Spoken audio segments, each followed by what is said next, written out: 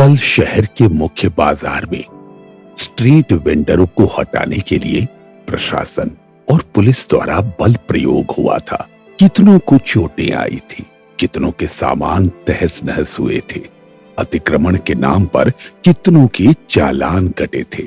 सभी दुखी थे और घबराहट में थे कि अब क्या करें। किसी में आवाज उठाने की और दोबारा दुकान लगाने की हिम्मत नहीं थी।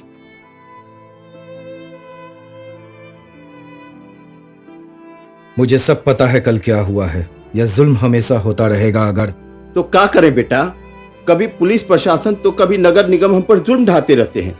जबकि नगर निगम ने हमारा सर्वेक्षण भी किया, परिचय पत्र भी दिए, सर्टिफिकेट ऑफ वेंडिंग भी दिया, फिर भी हमसे अतिक्रमण के नाम पर जबरन वसूली करते हैं। कहते हैं इस कार्ड और परिचय पत्र का कोई वैल्यू नहीं है। जबकि देखो, इस पर नगर आयुक्त का हस्ताक्षर भी है और हमारा रोजगार स्थल भी लिखित है। अब हम क्या करें महीप भैया, कानून बनने के बाद भी हमें राहत नहीं है। कहाँ जाएं, क्या करें। प्रधानमंत्री स्वनिधि लोन भी लिए हैं। 10,000 रुपए समय पर जमा नहीं करेंगे तो बैंक भी परेशान करेगा। आखिर हम किससे मदद मांगे महीप भैया? किसी से नहीं कमली बहन, हम ही मिलकर एक दूसरे की मदद कर सकते हैं। संघर्ष अकेले नहीं होता, मिलकर संघर्ष करने के लिए हमें संगठन बनाना होगा। हाँ हाँ, मुट्ठी में ताकत है, अलग अलग अंगुलियों में नहीं। सही कहा खान चाचा ने, एक होने में ताकत है, अलग अलग में नहीं। और अब तो कानून भी है। अब स्ट्रीट वेंडर्स अतिक्रमणकारी नहीं, स्वरोजगारी हैं। और हमें तो भारत के संसद द्वारा पारित स्ट्रीट वेंडर अधिनियम 2014 से इसका हक भी मिला है। यह कानून हमारे अधिकारों की रक्षा, रोजगार को सुरक्षित, नियमित और नियंत्रित करने के लिए है। अच्छा, भला वो कैसे? इस कानून में नगर निकाय आयुक्त या मुख्य कार्यपालक पदाधिकारी की अध्यक्षता में टाउन वेंडिंग कमेटी के गठन का प्रावधान है।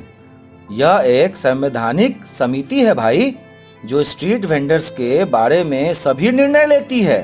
और यह कमेटी प्रत्येक 5 साल पर वेंडरों का सर्वेक्षण एवं वेंडरों को प्रमाण पत्र देती है। इसमें 40% प्रतिनिधि स्ट्रीट वेंडर्स होते हैं। टीवीसी स्ट्रीट वेंडर्स के लिए वेंडिंग जोन और कल्याणकारी योजना बनाती है। लेकिन इस कानून का लाभ लेने के लिए मजबूत संगठन का होना भी तो जरूरी है ना। संगठन से क्या फायदा मिलेगा भला? अरे बहुत फायदा मिलेगा माधव भाई। नगर निकाय, नगर पालिका, पुलिस, बड़े दुकानदार और असामाजिक तत्वों द्वारा प्रताड़ना के मामले में बहुत लाभ मिलेगा भाई। सदस्यों के लिए वेंडिंग जोन बनाना हो, प्रभावशाली योजना बनाना और उसे लागू कराना हो, सरकारी और अन्य संस्थाओं के साथ मिलकर काम करने में बहुत फायदा मिलता है। इसे हमारी जीविका को बढ़ाने और उसे मजबूत बनाने में भी बहुत लाभ मिलता है। लगातार काम करने के लिए मार्केट कमेटी को मजबूती प्रदान करने में हमें संगठन से ही तो लाभ मिलेगा ना माधव भाई। और तो और माधव भाई, संगठन है तो हमारी पहचान है। संगठन के बैनर तले हम कार्यक्रम करेंगे तो हमारी पहचान बनेगी, है ना।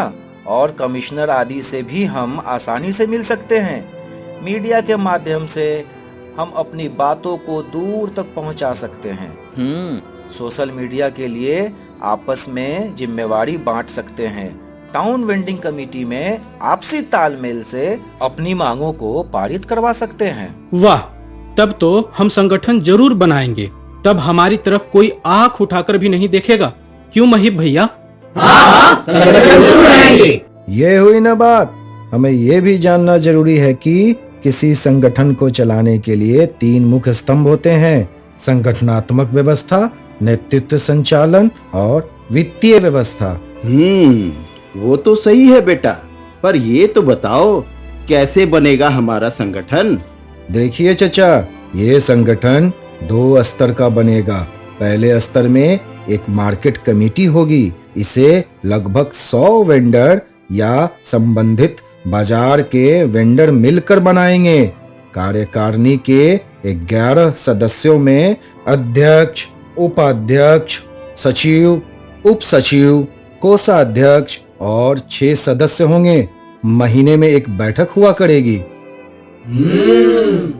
दूसरा स्तर होगा शहर स्तरीय संघ। इसमें प्रत्येक मार्केट कमेटी से चुने गए 2-2 सदस्य होंगे। सारे मिलकर शहर स्तरीय कार्यकारिणी समिति का गठन करेंगे और ये सब अपने अपने स्तर पर हमारे अधिकारों की रक्षा करेंगे। महीम भैया, सबसे ज्यादा बदतर हालत तो हम औरतों की रहती है। हम भी रहेंगे ना संगठन में? हाँ हाँ, क्यों नहीं। संगठन में महिलाओं की भागीदारी के लिए 1/3 आरक्षण रहेगा कमली दीदी। और हाँ, संगठन में कुछ ऐसे लोगों को भी शामिल कीजिए जो समय समय पर सरकार की नीतियों और कार्यवाही पर आपको सूचना देते रहें।